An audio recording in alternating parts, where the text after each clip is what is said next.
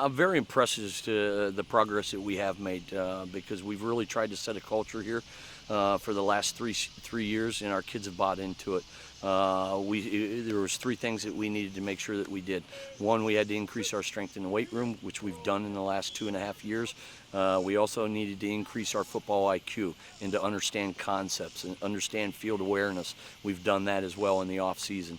And the last thing was change a little bit of a culture in the fact that to make this important, this is about a family, and to make sure that they're invested, to make sure they're taken care of. And it's not about them. We always talk about the difference between selfishness and thinking about yourself and selflessness and think about your teammates in this program. Let's talk about the team coming into the season. Your offensive unit, starting with Brock Kane, your signal caller, backfield, and your wide receivers. Yes, sir. Well, I think it starts with Coach Tamalone and our offensive coordinator and our offensive coaches. The good thing is we've had the same system for the last 3 years. So they're getting used to that system, and they're understanding, again, our terminology and what we're asking them to do. So that's been big. But and more than anything, those kids, Brock Kane, Austin Kane, Kyle Knox, Micaiah Evans, all those guys have been in our system for those 3 years. So they're really starting to understand what Coach Tamalone wants them to do. And we've made great progress with our offense.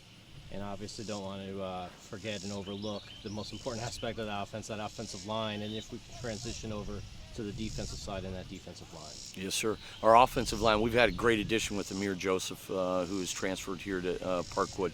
He's become a part of our family very quickly, and he's a big part of that offensive line. And we've got some returners with Matt Isom, who's one of our leaders on the offensive line. And then we've got a couple underclassmen that have stepped in, and they're going to be helping us quite a bit. And again, some of that comes from the weight room, but also I truly believe we got the best offensive line coach in the entire state of North Carolina, Coach Livingston. And they really go to him, and he understands what we want as an offense, and our kids understand what they need to do to be a part of that. And then that defensive line, I guess Daniel Marston's making the switch over to the D-line, and talk about him and the key figures that you have on that backfield and linebacking core. Yes, sir. Our defense, first is starting with the back end of our defense with Kyle Knox being our leader back there. He gets us into our coverages and is able to change our coverages in our defense according to the formation that we see, and that's huge. And it again goes back to increasing our football IQ, and Kyle Knox is one of our leaders in the back end of our defense. Daniel Morrison is going to be helping us on the D-line, plus he's going to play some outside linebacker for us as well. So he's a kid that we think is very versatile. He can play in space, but also can play down on the line for us, and we expect him to do big things in both of those positions.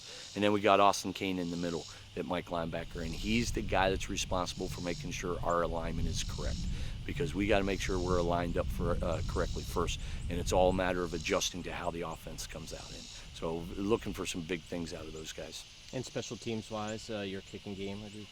Yes, sir. We got Austin Shook returning his third year at the varsity level kicking for us. He's going to be take care of our kicking duties. And one of the things that we've seen him also is get stronger in the weight room to a point where we're seeing those kickoffs get into the end zone now, which is big for us. Because two things we ask him to do: kick the ball in the end zone, kick it through the uprights. And he's done a great job of working hard at camps in the off season and working on his strength. And then punting wise, Austin Kane is our punter. And just like today, he punted, his very first punt was a 55-yard punt. So we're looking at him as helping us in the kicking game as well. When the season's all wrapped up, Coach, and we speak in December, what are the takeaways? What would you like to tell me about your ball club at the end of the year? That we were able to compete. This is not all about winning every single ball game. It's about coming out weekly and competing for 4 quarters. And what we've done in the last 2 years is we're able to compete for 2 quarters, and then the third and fourth quarter we fall off a little bit.